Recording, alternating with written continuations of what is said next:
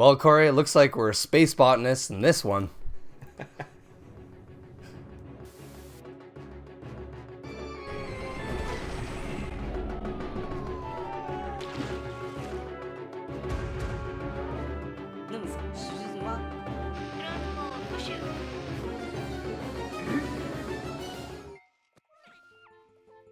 Alright, Corey, well, we got our hands on Pikmin 3 Deluxe on the Nintendo Switch, a kind of reimagined game from the Wii U era, which was kind of a weird time for Nintendo, right? Yeah. So, honestly, to see this game brought to the Nintendo Switch with a few new added features, I think is a good thing with just a couple minor setbacks. Yeah, you know what? This is my first experience with a Pikmin game. I was aware of them way back when the originals came out. I didn't actually know this was a remake until we started playing it. And the fact that it is coming from a pretty interesting control scheme with the Wii U system over now that we're playing on the Switch now with either controller in hand or the Joy-Cons. So I found it a little difficult just jumping in. Some of the controls for me were a little hard to understand getting into Pikmin, but it is a relatively simple game. So once I've sorted it out, it was really easy to kind of move through this game. But I like the kind of cutesy, cartoony aspect. Overall, they didn't change the game much from the 2013 version. Visually, it still looks the same. But because of that kind of cartoon aesthetic we're getting here, it still fits. It still works. The characters are cute and it's kind of fun to play through the way they talk and how they interact with the Pikmin during the game. So I did have a ton of fun jumping into this, and they haven't changed a ton from the original. Like you said, they added a couple things in. What were some of those things they added in? Well, we got co-op, man. Coach co-op, which I think is a great feature for this Yeah. game.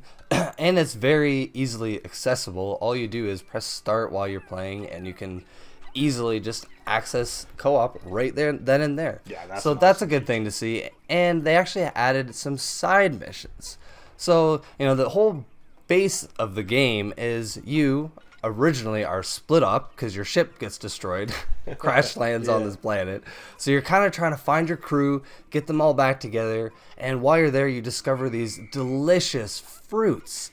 And the whole premise of the game is you have to go and collect food to survive because after every day, you consume one food on your ship.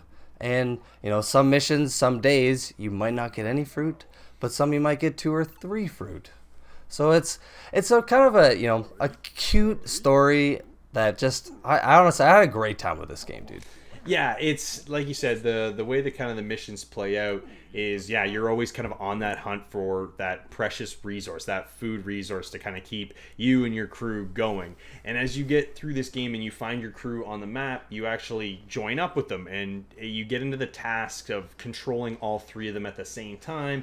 And you have your, up to 100 Pikmin on the field all at once. And we have up to 5 different types of Pikmin. So when you get into the some of the puzzles in the game, I didn't run into too many I thought were overly difficult. Some of them were challenging in a sense where you just had to kind of learn the mechanics of the game to understand how to unlock certain portions of the map and other things like that. So it's very enjoying and kind of rewarding when you do kind of move through this game and you do find a new type of Pikmin with a new ability that kind of allows you to get to areas of the map before you weren't actually able to get to. So it was cool in that aspect to be able to kind of just keep growing and growing all the way through. My only gripe is it is a little bit of a shorter game, so you're not getting a ton of playtime here. But the nice thing is one of the new additions is 2 new difficulty modes: hard and super spicy.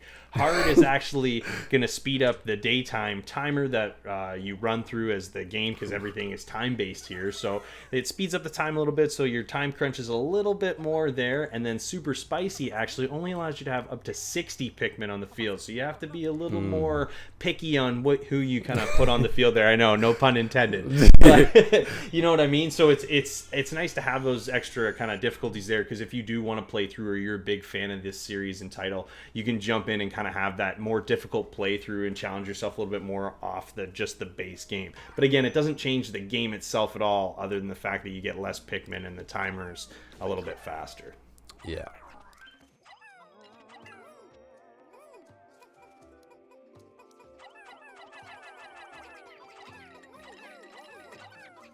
Well, I mean, dude, we've all in all had a pretty good time with this game, right? Yeah. But if I gotta really kind of gripe on one thing, it's gotta be the price point, man. This is a full price game on Nintendo Switch, and for something where they've really just added, side missions and the co-op feature, which are really great, it's a steep price, man. Nowadays, like, this is a 7-year-old game now, and for $90, close to 100. I don't know, man. Maybe it's a good thing you got that co-op partner to help you pay for half the game. Yeah, you know what? You're right. They've done a lot of good things by adding a bunch of kind of, like you said, the co-op and, some of the side missions in the game and the difficulty levels. So they've added good things to this game to kind of refresh it. And anybody that's a fan of the series, I think, is loving this, and it allows new fans of the series like ourselves to kind of jump in and still really enjoy ourselves. This game kind of holds up through that, through time here. 2013 was a long time ago. Games were a lot different. So this game definitely still holds up. But yeah, for that price point, it's so difficult to kind of justify it, right? Because we're not getting any visual upgrades. We're not getting anything like that. We're just getting the same game with a few extra things. Like you said, maybe we're going to need that co-op partner to help us pay for this full price title. Aside from that, though, we love this game, so we're going to score this. Corey, I'm tossing it to you, dude. What did you think about this all in all? You know what? I had a blast playing this game, Nate. It was a lot of fun. Again, like I said, the controls are unique, but once you get it, it is a whole lot of fun when you get to control the different types of Pikmin there are in this game. And the fact that you can just jump in and play with anybody split screen at any point is a blast. But that price is a killer. You know what? I wanted to rate this game a little bit higher than I am, but because of that price, I can only give this one a 7.5. Okay, man, so I'm just a wee bit higher. I loved the quirkiness of the storyline, the dialogue I thought was really cute and just funny. Like, I was chuckling quite a bit. And just very satisfying as you unlock the new Pikmin and just explore the world of Coop. So I'm going to have to give this one an 8. Nice.